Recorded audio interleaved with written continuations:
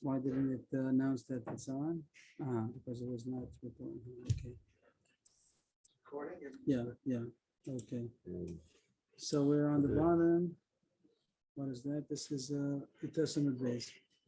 Can you just say that? We're starting at your Testament base. On the bottom, about looks like 15 lines from the bottom. Tanur Rabbanan, last one on the line.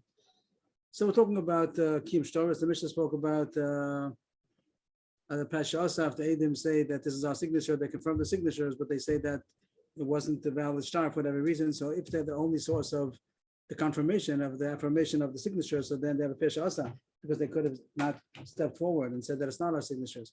But if there's no other, if there is other confirmation, so then we don't need them. So then they're not believed to go against the original words. So on the same basis of that, the Gemara starts. Tanur Rabbanan. Shnaim chasumim al shtar mesim. Two people are signed on the contract, but they died. They didn't die. They signed their signatures, but then they died. Now we have to have confirmation of the signatures, affirmation, verification.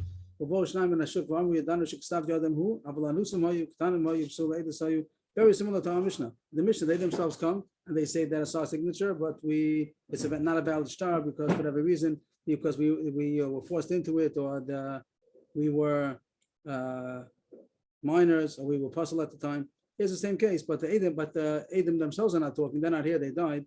But there's Edom that are confirming the signatures. They say, we know that it's a signature, and you need us for this confirmation, or else you don't even know that it's a good signature. But we're telling you that they were invalid at the time, either because they were Tanam of Psula Eidos, or because they were forced into it. So the same thing as the Mishnah. There's a Pesha Asa, because they could have not confirmed the signature.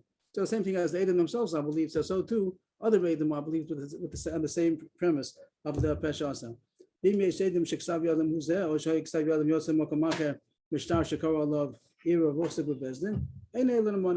idea as the Mishnah. If we have an outside source of confirmation, so we don't need them, so then they can't go against the star. There are two Edom signed in the star, that validates the star. Then they're coming to say, and we have confirmation of those signatures also. And now they're coming to say that they were puzzled at the time, or that they were forced into it. So then they're not believed. Agav, it says here when they want to confirm it against another, compare it against another signature. So the Mishnah says that they have that they have the signature based on someplace else that they compare it, like they do nowadays. They compare it to the. But here it says a little bit more that it has to be from a contract that was. What was the word? Era? I'm sorry. You need the slide. It's so bright. Is this always on the slide? Yeah, it's always on. Yeah, but I thought it was. we could try without it and see what happens. But Nobody's looking. I have here the light of the computer, so maybe it's okay. That's the middle one. The middle one should be. Yeah, if that's good for me, it's good. Okay. So here it happens to say that you also that the star that you're comparing it to has to be a star that there was a problem with it. I mean, somebody appealed. I don't know if the word is appealed or when someone wants to appeal. So somebody went against the star. They said the star. Someone says that the star was forged, and Bezdin confirmed it. That means that's a real confirmation. If nothing happened, it was quiet. So then it's not such a proof that the signatures were confirmed. Only if somebody challenged the authenticity of the star, and then Bezdin okayed it. That's a good confirmation. The one we'll talk about a little bit later about this one point. This was added on to the Mishnah. The rest of it seems to be more or less the same as the Mishnah, just it isn't the same Edom coming, it's other Edom are coming. That's the end of the brisa. Yeah, you just find the signatures that can match up. Right, but here it says that it's not enough to find a signature. You have to have the first signature. How do you know the first signature? How do you know the first signature is authentic? So here it says you have to have had a star that was challenged, and Bezdin okayed it. That's like a serious confirmation that you know that this was. Nowadays in the bank, when everyone has a verification of a signature, so then they come with Teudat Zehut, and then they see that they signed it, and then it gets registered. But they didn't have such a system in those days. So you have to have a star that we need, where we see that was confirmed seriously because somebody challenged the signatures. That's the end of the brisa. 3 lines up. There was a problem that still, even if we don't, the Edom coming that are challenging and saying that it's true that it's their signatures, but you should know that they were Ktanim or Psule Eidos, or they were Anusim. So it sounds to say here that if they have no Pesha Asa, they're not believed. What does that mean? So the star is going to be good. It means they don't have the koach to knock down the star, and whatever contract was, if it was a loan or if it was a sale, so that still is valid. And the Gemara has a problem. It shouldn't be worse than 2 against 2, because even though we have a confirmed contract, and they saying that it's good, But two Edom are coming and saying that they were puzzle labels. So why is, or they were forced into it. So why is it not at least 2 against 2? Why do you make it that they're not believed? And then we validate the shtar. We tell the Malvi could collect, or we tell the Lokeach that it's a good sale and you can keep the deed of sale. It's 2 against 2. 2 Edom say that it's not good. So the Gemara says, I'm going to have two terusim about this. Two terusim are going to argue. Rav Sheshes says that it's true that you do validate the shtar, and the shtar could collect, even though there are two people screaming that they were puzzled at the time. So Sameras Hakosha Tchilas Azamahi or Kishem She'ein Mazimin Aseidim Elu B'Fneihem Kachen Machishin Aseidim Elu B'Fneihem. The point is going to be that you can't deny the testimony of the first Edom only if they're in their presence. You have to come to Bezin with those Edom and say that you lied, or you were mindless, whatever they want to argue with the first Edom. It has to be B'Fneihem. It has to be in their presence. Here the Edom died, the original Edom died, and you can't bring them. So based on what does he say this new Yisod, that you can't deny Edom only in their presence, because there's halacha that Hazama surely has to be in their presence. Hazama means when you're coming to say not that they're wrong, but that they weren't even there. Like Hazama is in one of Yisim, that you weren't even able to testify because you weren't even in the proximity of the place. And over there, it's very serious. It's not just a question if the testimony is good, because over there it's a question of those Edom being punished. The Edom Zoma may get the same punishment that they wanted to do to somebody else. So then surely you have to be in their presence because you're coming to attack them. You're not just coming to invalidate the contract or the testimony that they said. You're coming to charge them that they're going to be punished. So that surely has to be, whenever you come to charge somebody for a punishment, they surely has to be in their presence. The Gemara is saying that every denial is considered the beginning of Hazama, at least, whatever that means. And therefore, just like Hazama, everybody agrees that it has to be in their presence, because you can't make a din Torah about punishing them if they're not there. So too Akasha, even though Akasha, you're not coming to punish anybody. A regular 2 against 2, if that they're denying the facts, not the question if the Edom were allowed to, were there or not, then that's not Hazomim. So the Edom are not in trouble. The Edom are not going to get punished. But the question is only if the testimony that they said is valid or not. So he comes with a new chiddush and machish naseidim elu b'fneim. You're not allowed. You can't challenge the testimony of the Edom, not Hazama. Regular Akasha. Hazama means that they say Manu Vayisam, you were not there even, and then it's a question of even punishing them. Akasha just means that they deny the validity of their testimony. Either they say that the facts are not true, we were there and we saw the facts not the way you saw it, or they're coming to say that the Edom will puzzle. So then it has to be dafka b'fneim. It comes out a big chiddush that even though it's 2 against 2, we ignore the second 2 because they're not saying in the presence of the first 2. The first 2 died, and we validate the shtar based on the testimony of the 2 Edom that died, that they're signed in the contract, and we say, go ahead, that the one who has the contract, either the Malveh or the Lokeach, that he has a deed of sale, it's good, and we ignore the testimony of the 2 that are screaming that it was not a good contract. Amalei Rav Nachman argues on Rav Sheshes. If they would have been here, if they would be in their presence, then you're saying that it would count, that their testimony would be good to be too serious, 2 against 2. We wouldn't have accepted the edus of the first 2. We would have made 2 against 2. We wouldn't have accepted the first testimony because it would have been 2 against 2. And now that they're not here, if they would be here, it might be that they would give in. He says that you can't just say that even if they're not here, we ignore the testimony of the new 2 Edom and we carry on as if nothing happened. It could be that the original Edom, they would have admitted to what the charges of the second group were. Maybe they also would say Anusim Hayinu, Ktanim Hayinu, so Edis Hayinu. It could be they would have admitted. So he doesn't agree to Rav Sheshes that you ignore the testimony of the second 2. Rav Nachman really changes it. He says you do listen to the testimony of the second 2, and it comes out 2 against 2. Because they are alive or what? Because they're saying the first one signed on the contract, they're not here anymore. But we don't know. They didn't lie. But the question was if they were anusim. The second pair of Edom come and say it's true that they signed on it, but they were minors at the time, or they were krovim at the time, or they were forced into it. So Rav Nachman, they died, but they signed on a contract. What's different? The fact that they died just means that they're not there. But the point is that it's 2 against 2. That you have 2 Edom in the contract that seem to testify that. He's not saying that you believe them. He says that you believe them as much as the first ones. It means it's 2 against 2. Now what do? What do you do when it's 2 against 2? Now Rav Nachman,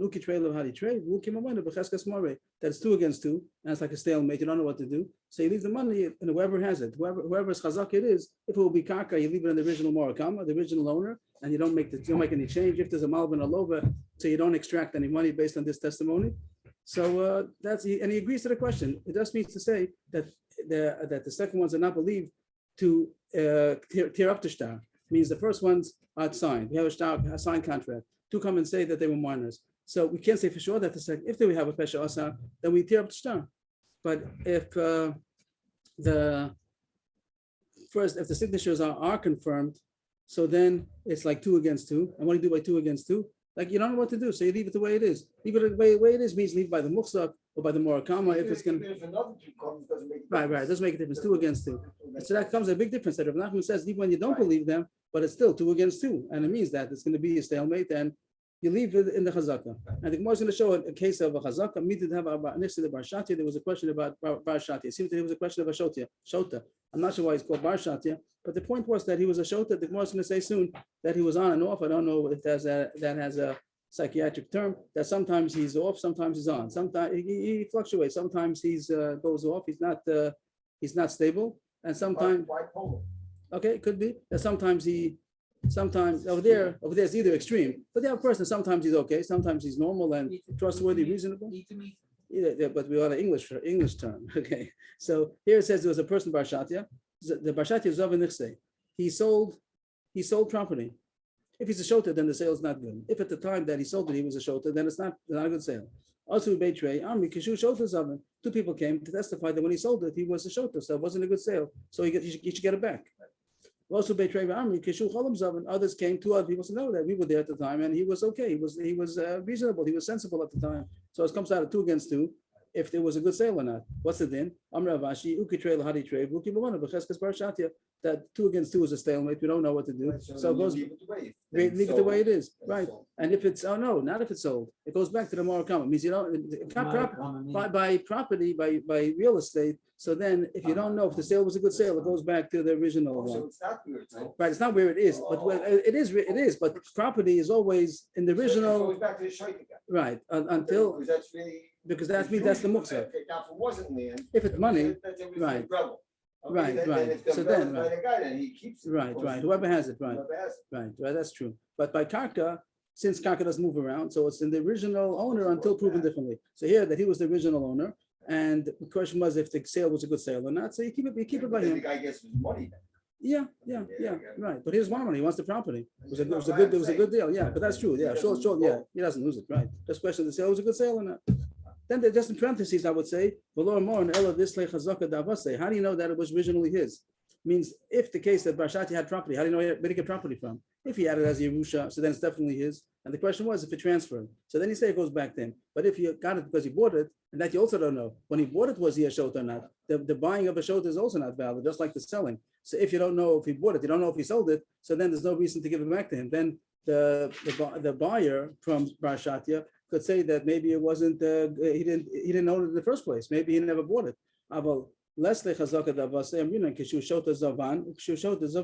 If we don't have a chazaka from his father, means we don't know that it was surely his. It isn't that he got a Yerusha, he bought it. Then we say that he bought it when he was a shota, he sold it when he was a shota. It means maybe, you don't know. It means you only consider him the morakam, you only consider him the original owner if you know for sure that once upon a time he owned it. But if you don't know, it's all has to do with buying and selling. So the same way you don't know if he sold it, you don't know if he bought it either. So then the one who bought it can say, you have no cheskas morakam, you have no original ownership. But that was a side point. That wasn't the main point. The main point was to say this yisod, which maybe should be highlighted over here, that whenever you have a 2 against 2, uki trei lahadi trei, uki mawana b'cheskas barshatia, or the morakama. Put 2 against 2, and you put the money in the chazaka of whoever it was on default, which means by metaltalin, whoever has it now, and by karka, whoever had it originally. Nu Gemara. We mentioned this on top of the page. There was a question that came up about if you could deny Edom not in their presence. Razama, we said to show you cannot because they're coming to punish them. But the question was if you do a kasha shlob of name. So that's what the Gemara says now, the same as the Gemara came out before, that Razama you could not, but Hakasha you can. But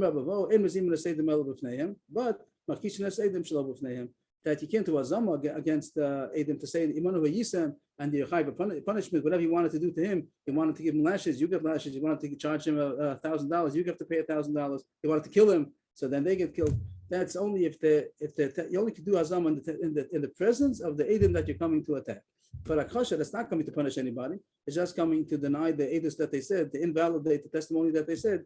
Then it could even be shlob of name, like the Gemara said on top. Rav Nachman argued on Rav Sheshes. Rav Sheshes said the opposite. Rav Sheshes said you can't do Akasha either. shalom b'fneim. But we pass like Rav Nachman here, both saying the same thing, that kasha could even be done not in the presence. We accept the testimony of the second Edom, not in the presence of the first Edom, and we say that it's 2 against 2.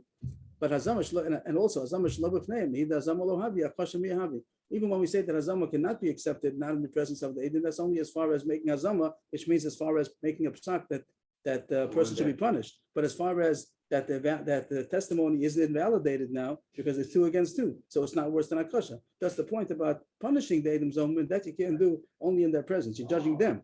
But as far as the denial of the validity of what they were testifying about, so you do have 2 against 2. You don't have to have them in order to accept the testimony of the second group of Edom.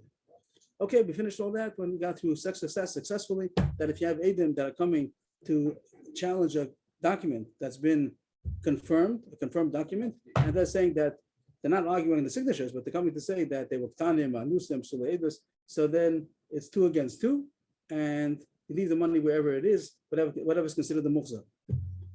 The Gemara continues. Amamar. Over there, the Bryce had said that when you confirm a shtar, when you want to, or how do you say, authenticate? I got too much.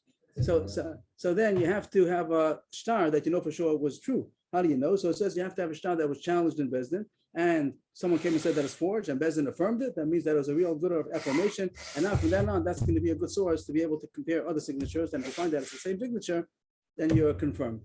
This is the main point. So this was the quote of the Bryce that I said at the bottom of the previous page, that when you want to compare a signature, you have to have it from a shtar that was appealed, that was challenged, and Bezdin affirmed it. What? From a shtar.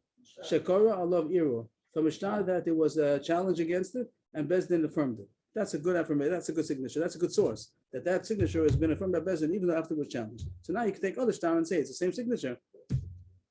Kol of iru in lo, kol of iru lo. Only if it was because it was challenged, but a regular signature you just see in a Bezdin in a contract, that's not enough to compare other contracts. You don't know the original one either. Rabasi said that. So this Bryce is a support to Rabasi that said that the kiyum of a shtar, the signatures, to affirm the signatures, has to be taken to compare it from a shtar which has been challenged and Bezdin affirmed it. Now you could take that shtar as a basis, and other stars that are the same signature, you can now know that it's a good shtar, good signature. Because the Bezdin confirmed the signature was valid. The Bezdin confirmed that was after it was challenged. After it was challenged, someone said that this shtar was forged, and Bezdin looked into it and they said, "No, you're wrong. It's not forged." That means that's a good Very affirmation. hard to find such a situation. Why? Yeah. This is a second. A different contract that's being also has to be affirmed. For a valid signature. Right, and the validation has to be that that Bezdin really took it serious. That was a question. No one questioned it. Maybe nobody questioned it, but maybe it was a forgery going around. But if Bezdin, the cases, they probably didn't have to check. okay, right. But if there's a right, okay, good. I didn't highlight further. I didn't have too much time, but we can go along as we can highlight as we go along.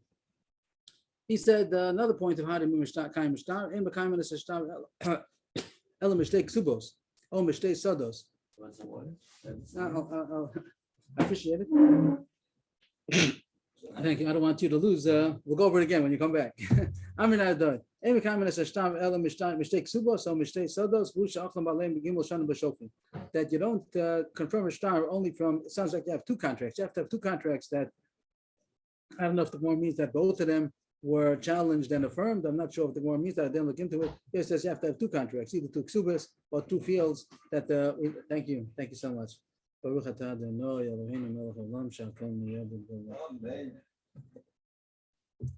It doesn't say beferish. I didn't see that you have to do kiyum from 2 contracts, either 2 Kesuvos or 2 fields that the owners were sitting comfortably for 3 years and nobody challenged it. Shofim means quiet, and nobody was challenging it. That means that we could assume that the field is his, and means a contract. It was a good contract. So if we have signatures on a contract, 2 signatures on 2 contracts, so of the same person. So now we can see that's a signature, and we can now use that to affirm other contracts. So what you're verifying the signature from another 2 contracts. From another 2 contracts, you have Reuben's signature, Yosef ben Shimon, whatever, Reuben ben Shimon, and you have his signature on another 2 contracts that we can assume are true because it's been already 3 years since this deed of sale has not been contended. So we can assume that it was a valid signature. Nobody's talking about it. It was not being challenged as forged. And therefore, you could say from now on, this is a signature. And if you have other signatures with this same name, Ruvain ben Shimon, whatever, you could say it's the same signature, and the original one is considered affirmed. Amar, the Chazaka shows that the field is really his. He signed a sale of deed, a deed of sale. He signed a deed of sale, and it's quiet for 3 years. That means that probably nobody's upset about it. It's a valid. And now we look back at the contract that hasn't been contended, challenged for 3 years. So then we can assume that it's a good signature. And now we could take this signature and compare it to others and say this is his signature. Sorry, going back, but we're saying you're verifying the shtar by 2 other shtars. Right. And how do you, what kind of other 2 shtars? Of fields that were quiet for 3 years. Excuse me, but the verse says, seems to be this addition. There's the verification of 2 other shtars plus.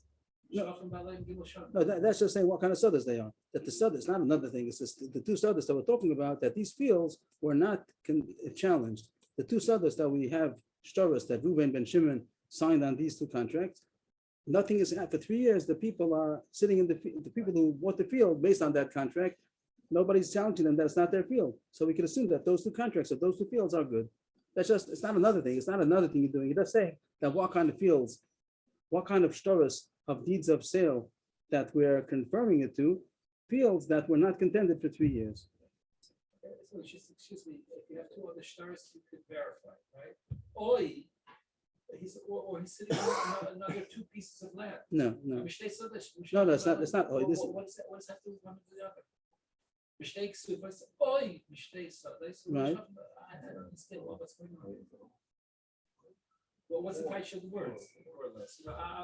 Whatever pshat is, what's the title of the words? I'm not following the difficulty. You have 2 contracts of the 2 other stuff. Forget about the Kesuvos. Here it talks about 2 sodas, 2 fields that somebody signed on the contract, on the deed of sale. 2 contracts that somebody has a signature on it. Yes. That's only good enough if those contracts put somebody to be the owner of the field and nobody contended it for 3 years. Then you could assume that the field is really the contract was a good contract and nobody's arguing it. And that means that the signatures that are signed over there are good signatures. If not, someone would have been contending it within the last 3 years. So it's not another thing. That's besides the 2 Kesuvos. There's 2 Kesuvos. That's nothing to do with Chazaka. Or if you have sodos, it has to be that the fields haven't been contended. I'm happy to do it later, but it's Shufi means quiet. It's been quiet. Okay, if it's not good, we'll do it again later. I said the same thing. I said either you have 2 Kesuvos that are verified, or you have, he said, sitting on 2 pieces of land. Nobody. No, it's contract, 2 contracts, either 2 Kesuvos or 2 contracts of fields that someone's sitting on them. We're talking about contract. You need signatures. Sitting on the field doesn't make a contract. This is Kesuvos. Or store fields that no one has. Where do you get these contracts from? These contracts have to be that another party brings out the contracts. Means the one who wants to affirm the signature, he's not the one who's bringing out all these contracts. It's a different source. We got these other contracts from somebody else. And now you see the signature, and then we see, oh, this signature is the same as that. Then we're happy with the comparison. Not small low. But if he's the one who produces these 2 contracts, these 2 Kesuvos, these 2 shtaros of the fields, that's not enough to say that the contract, his signature is good. Why? The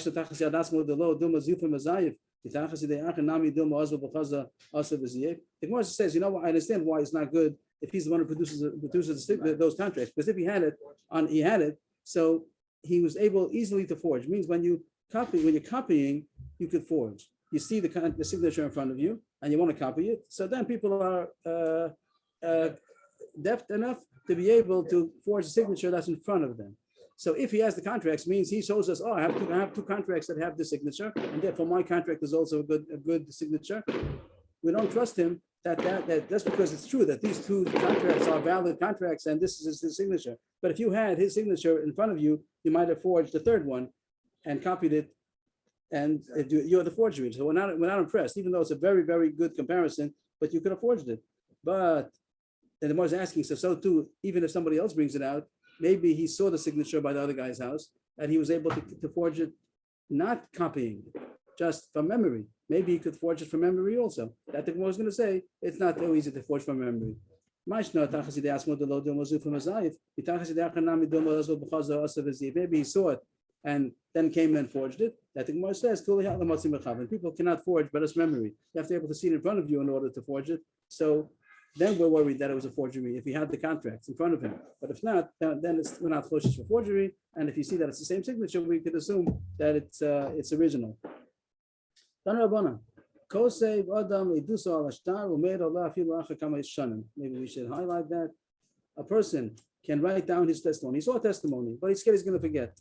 So he can write it down, make a note for himself, and then he could use that to help him testify years later.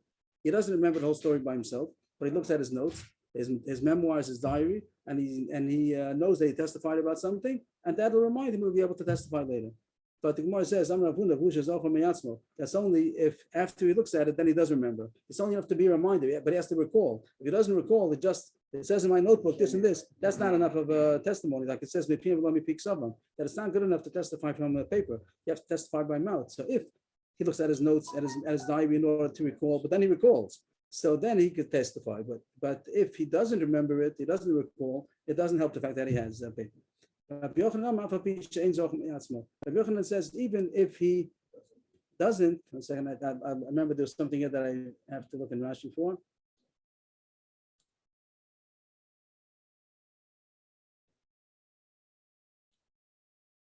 I said wrong. I said wrong. Rashi says Zochum Yatzmo means that he does recall something even before he looks into the diary, into his notes, but he doesn't remember all the details. That he has to look into his notes. But he does remember something. He recalls general idea. That's called Zochum Yatzmo. So who said that? Rav Huna said Dafka if he doesn't remember something by himself, then he can look into his notes in order to recall more. But if he doesn't remember anything, only from his paper, then it's not good. Rabbi Yochanan says even if he doesn't remember anything until he looks into his notes, but this actually does point out, but it has to be that after he looks into his notes, then he does recall. Means that everyone holds, even Rabbi Yochanan doesn't holds that you can't have everything from your notes. It has to be that he recalls. But Rav Huna was more machmir, that it has to be that you remember something without the notes at all. And Rabbi Yochanan says that you could be you forgot everything until you look into the notes, but once you look into the notes, you do have to recall. Then everybody holds, then Rabbi Yochanan holds that is good. Rabbi Yochanan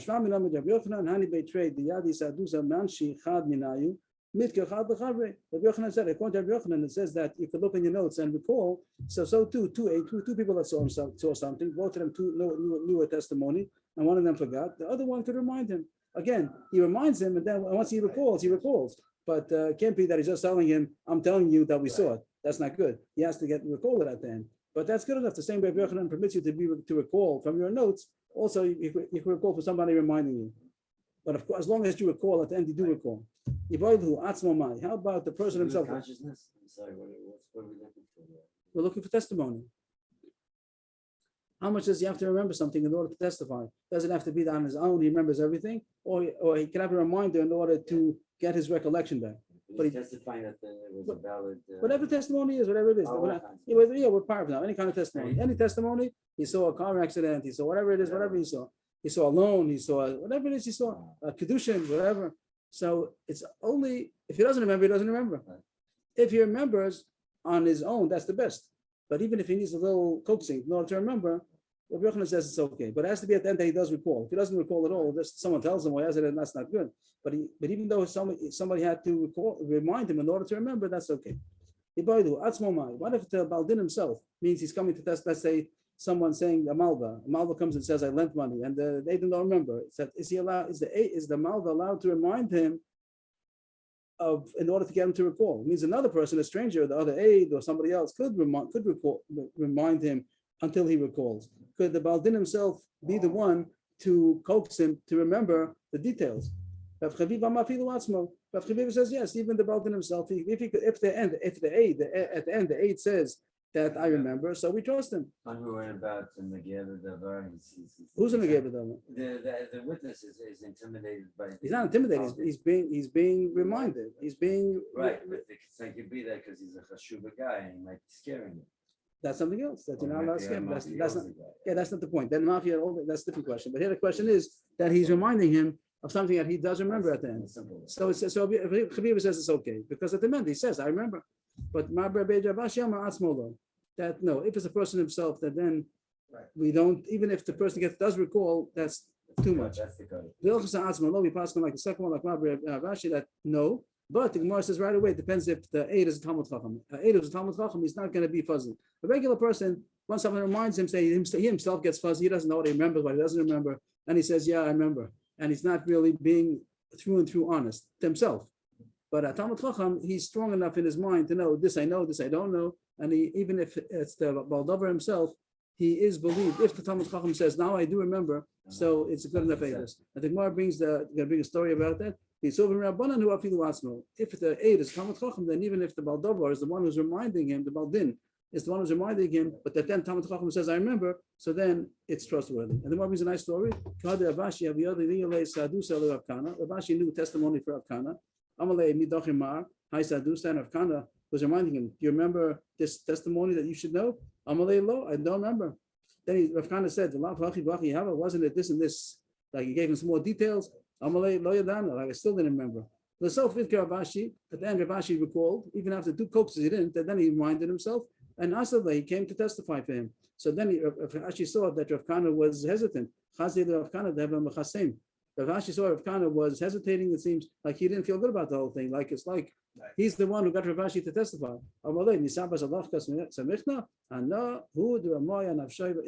You think I'm relying on you? I reminded myself. I paid attention and I concentrated. And then I remember the story. So it's not so. Talmud Chacham we trust because he's very control of his mind. He knows what he's thinking. He knows what he knows. He knows what he doesn't know. He doesn't have the blurry that he fools himself. But a regular person, he starts thinking and then he says, I do remember. 3 times. Yeah, 2 times it says he didn't remember. Then he says he remembered.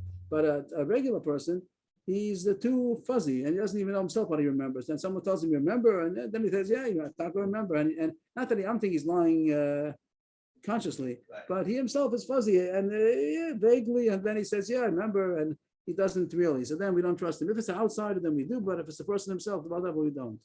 New point, which also has to do with all this testimony and remembering. Tanan Asam, a Mishnah, it seems where? In Oholas. It says a Mishnah like this. Hatlulios, maybe we'll, here it is, Hatlulios. Bain. Akrovas, let's get this one over here, right? This is about Tulios. What is it? Tulios are mounds, like a tail, a mound that's close, either close to the city or close to the road. It doesn't make sense yet, but we'll get soon some sense, will make sense out of it. The Mishnah wasn't explained. Mounds that are close to the city or to the road. Mound, M-O-U-N-D. A mound. M-O-U-N-D. No difference if it's close to the city, close to the road. It's no difference if it's newly appeared, or it's old. Been here for a very long time. Bain means close to the city? Bain? Probos means close. Oh, I'm saying. Bain Lederach, either close to the city or close to the road. Okay. And no difference if it's Chadashas to Yeshanos, no difference if it's newly appeared or it's old, this mound. Timeos, V'choshish that there's tumah over there. V'choshish there's tumah inside the mound. So we're going to see soon. I'll just jump for a second. The Gemara is going to say that it's next to a basic forest. There's a question if something was buried over there. So the mounds that are close either to the city or to the road, which we'll see soon, is something about a basic forest. No difference if it's newly appeared or it's been here for a long time. Tamei v'choshet that there's someone was buried over there, or not a whole mace either, but a piece of a mace. But harachokos, let's just also harachokos. If it's not so close, it's far, then it depends. Over there, chadashos tahoros, yishonos tameos. Means it has to have 2 conditions in order to be tahor. It has to be far and also new. If it's close, then in any case, probos is always tamei. And if it's far, if it's yishonos, also a stomach. But if you have 2 conditions, that both that it's far and also it's new, then it's tahor. New means that if it's someone should have remembered. The point of new is that it hasn't been here, and now we see it, and it's new. Whatever new means, we'll see soon what new means. So then someone should have remembered if something was buried over there. If nobody remembers, we could assume that it's tahor, that it wasn't used as burying something over there. That's the Mishnah. The Mishnah continues. What's called krova? Is there a krova? What's called krova? We say close. There's a question of close and far. It's a question about new and old. What does close mean? Chamisha mama, within 50 yamas is called close. And further than that is called far. Ezo yeshana, what's called old? Shishim shana, 60 years. If it's 60 years old, that's called old. It's within 60 years, then somebody would have remembered. Divri Rav Meir. So Rav Meir says that's what's called close, that's what's called old. Rav Yudah Omer, krova shein krova imena, yeshana shein adam zocher. Rabbi Yehuda has a different criteria for what's called close and what's called old. Close means that it's closest. Close means close. We still don't know to what. The city on this road, we didn't get clarity yet. We'll see in a second. But close doesn't mean a certain amount of space, 50 amos. It means the closest. And the second line, even if it's within 50 amos, it's not called close anymore. And it could be that even further than 50 amos, maybe it's also called close. There's closest. It's called close. And what's called closest? Closest? We'll see in a second. We get more clarity. It's very vague so far. And Yeshana means Shein Adam Zofa, that nobody remembers it. That it means nobody remembers that it wasn't here. It means you don't want a mound. And the question is, how recent has the mound come? So Chadasha means that we know when it wasn't here. What we remember, somebody remembers once upon a time this mound was not here, even if it's whatever, no time limit. And Yeshana means that nobody remembers that it wasn't here. As long as we remember, it's been here. So let's see. So we have to have two conditions in order to be Tohar. One is that it's new, and one is that it's far. If it's far and it's new, then it's Tohar. That's the main point that here we have that if it's far and it's new, so then it's Tohar. And then we had a question: what's called new? What's called far? So first the Gemara says, What's the migrant? The Gemara says, my ear or my derech. That's the Gemara talking now. Till now is the Brisa, Mishnah. And now goes the Gemara. Maybe make a dot over here. That's the end of the Mishnah. Now the Gemara is analyzing it. It says a city and a road. What does it mean? My ear, my derech. What is he talking about? Something, a mound that's close to a city, close to a road. Any city, any road. If it means literally just any city, a city and a road. You have a mound next to a road, a mound next to a city. Why should you think of any tumah? There's nothing that arouses suspicion. Why should you think that it's tumah? That they found an excuse, so to speak, and they said Eretz Yisrael is Torah. That means that if you have any suffix, you're not going to say Eretz Yisrael is tumah. If you have any reason to think that it's Torah, it's Torah. It's only if you have no choice, then you say that it's tamei. That means that we're not going to say Eretz Yisrael is tamei and Yechoshesh all over the place that there's tumas meis. So the Gemara doesn't accept that any kind of city that you find a mound someplace and you don't know what it is, maybe it's a tumas meis like Mapitom. Why should it be Choshesh in a regular city, a regular road that there's tum over there? Oh, it means something to do with a cemetery. We talk about a city, it means a city which is close to a cemetery. So then we said that if there's a mound, the closest mound near the city, maybe there was tumah buried over there. And derech means derech basic forest, the road that leads to the basic forest, the road of the cemetery. So over there, Yechoshesh that somebody buried on the road. And as we said, if it's a crow, if it's how do we say, if it's krovos, if it's close, whatever close means, then we say that it's tamei, because Yechoshesh that tumas meis is there. If it's far and it's new, then we can assume that if that it wasn't tumas meis. Krovos is a very big shash that they did tumas meis. They put buried over there. Right. Then it's tamei in all instances, even if it's new. And you say, why does nobody remember? It could be nobody remembers. But if it's far, so that's less shash that something was buried over there. And also it's new. That's more reason to think that somebody would have remembered. If they don't remember, it's a reason to say that it's Torah. You have two things going for you, then it's Torah. Okay, so we got the case so far that there's a city that's next to the basic forest, or there's a road next to the basic forest, and then the shash that maybe the mound that's there, maybe somebody buried.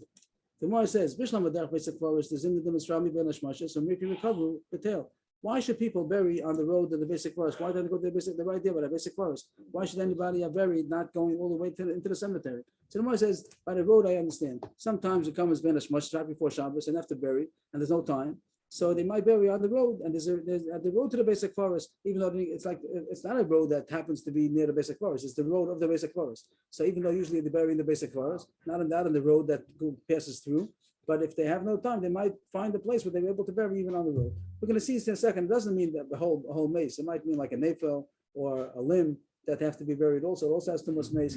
The whole mace, we're not talking about a whole mace. You don't bury a mace in a mound. But it means that there might have been too much, because I spent a mace is also too much mace. So you have to bury even a small amount, even an aver or even a nafel. So if it's on the road of the basic forest, we understand why there's a chash, someone buried in the mound, because sometimes they were burying right before Shabbos and they didn't have enough time. So it happens, mikru, it happens that they bury in a mound. And that's why we give tumah to it if it's close, or if it's far, but it's an old one and you don't maybe know it, maybe everyone forgot about it already.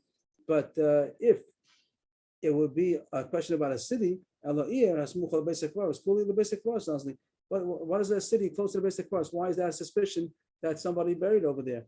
People go to the basic forest. They don't bury in the city. They bury in the basic forest. Why should they go to the city? The Gemara answers,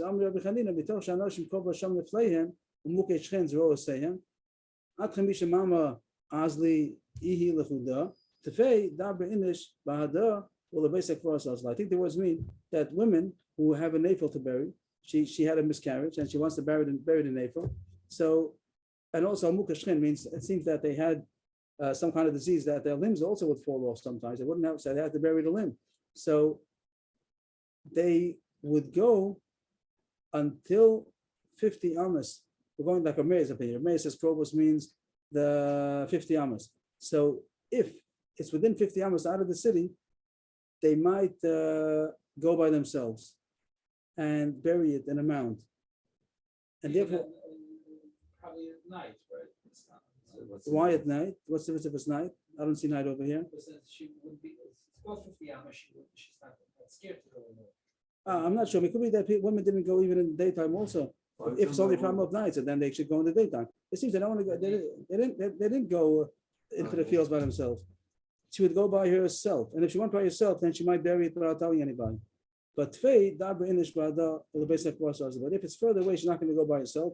Dabra means she's going to lead. She'll take somebody else to go together with her, and she'll go to the basic process and bury it over there.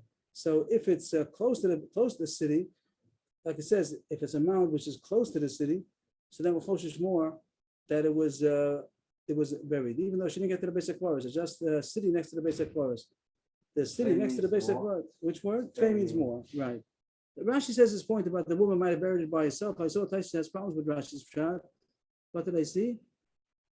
Been able to read the bottom up line, one line up from the bottom. The Yeshanos Tmeis, the people of Chokos, the Chashin and Shem Krobos, how you show your Esla the Charev. Tyson says a pshat that when it's Yeshanos, so then it could be that even though now it's far away, once upon a time it was close, just the city changed. Parts of the city that once were there are not there anymore. That's why it became that Shmira focus. But Rashi says the point is that maybe the woman went by herself and she didn't tell anybody that she buried. If there's a man going, so then a man would have publicized that there's tumor over there. So the Gemara is bringing this in because how much does a person remember? If people forget their testimony and the things here, it says that if there's a time, according to one Mandamar 60 years, according to the other Mandamar, if it's so that nobody remembers anymore, so then Yechoshish that there was tumor and people forgot about it. If it's Chadashos, means that it's enough reason that people should have remembered. It's not so old that people should have forgotten. Maybe they still remember. So then we assume if we don't know about it, then it must be that there's no tumor over there. Amir of Chista, the last Gemara. Maybe this is the main reason why the Gemara brings in this whole issue. If Chista wanted to bring the right from Rav Meir, that a person remembers testimony only for 60 years. Why? If Chista said that old means that it's too far back to remember. Within 60 years, people would remember. And if they don't, so that means that there's nothing to remember. There was no tumor. If there'd be tumor, if someone would have been buried within 60 years, someone would remember. But more than 60 years, people don't remember. Rav Yehuda didn't make any kind of time limit. He just says that if people remember about it, that if people remember that one time there was no mound over here. But Rav Meir said a time limit that people don't remember more than 60 years. So according to that, Rav Chesed wanted to deduce from Rav Meir that a person cannot remember testimony more than 60 years. And if he comes to say he remembers something happened more than 60 years ago, he's not believed, it seems. A person only can remember that's testimony for 60 years, not more. Below he, but it's not true. Over there, the case of the basic clause is there was no responsibility upon him to remember. No one told him to remember. So then, without paying attention, without putting it into his head that he has to remember, so then the stam is that a person won't remember more than 60 years. But something that a person knows it's his responsibility to remember, like he was made to be an aid for something, a witness, so then it is possible to remember it even more than 60 years. That's the end of the Gemara, and I didn't go further. Just to, what was the subject we learned today? Just to remind ourselves, the first one was about if you have a contract that's been confirmed, and two other Adam come and say that they were possible at the time, so we pass that's 2 against 2, and you leave the money in the chazaka. The halacha about doing a testimony shalom b'fanav, hazama, you can't punish somebody only if it's testimony in his face, but to challenge the testimony, you could even do shalom b'fanav. Then it becomes 2 against 2. And in order to confirm a shtar, it has to be from a shtar that has been authorized by Bezdin, even after it was challenged, and therefore Bezdin had more reason to look into it to see that it's good. That's instead of the signature, some of the signatures, yeah. Then the case was like Rav Nachman, right? That when the city you keep it in. You keep it in the chazaka. You keep it 2 against 2. You keep a chazaka. Whatever chazaka means by metalton, whatever it's in, and by Karka, where it was the Morakam, whoever was the original owner. Here it says, in order to get testimony of a star, in order to get a comparison of a star, either a star shekol of Ira, it also talks about two fields, two Kesuvos that were confirmed, but only if he doesn't bring it out himself. If he had it himself, the star he was able to forge it by copying. But to forge by memory, then we assume they wasn't able to forge. A person could look at his notes in order to recall, and according to Rabbi Yochanan, even if he didn't remember anything until he looked at it, but once he looked at it, he has to recall Taki. He can't just say, my paper says so. It has to be that he Taki recalls. And even people could remind themselves, that Adam could remind other people, but the person himself, we paskin low, atzma low, the last was on the page. If the Baldover himself convinces him that he should remember, over there we don't trust him. Maybe that's to do with Chaim David, so maybe he gets intimidated, I'm not sure. But, or he gets fuzzy, I think the point is. But here it says that a Talmud Chacham is believed, like the story of Rav Ashi, that he remembered, even though two times he didn't remember, then he did, and he's not relying on the person who told him. He's talking does remember. And then the whole mission that it brings down about Provos and Chadashos and Shanos, all this is the Chor just to bring on the mayor that says the person doesn't remember more than 60 years, and that the Gemara says that's only if he didn't know he's going to be a witness to testify. But if he knows he's responsible for this testimony, he could remember even more than 60 years. On the side, what's the whole issue over there? You find a mound near a basic forest or a city which is next to a basic forest, and there's a chash that a woman might have buried a nafel over there in one of the mounds. So we asking that if it's close, whatever close means, like the mayor of Yehuda, whatever close means, Yehuda says it's the closest, and so then it's tamei. If it's close, if it's far away, so then if it's chadashos, it's going to be Torah. But what Yehuda says that means that somebody remembers when it was not there. That somebody can say, I remember that once upon a time this one Baal was not here, and we don't have any information that it was Tamei, so then we can assume that it's Torah. But if no one ever remembers that it was not here, so it might be very old, and it might have been there a time that people don't know about it, then it will be Tamei. And it's Tamei. Then you would say that it's Tamei. And the one wants from all this that the mayor, even though he says a person doesn't remember 60 years, but if it's something he knew is responsible to remember, then he could remember it even more than 60 years.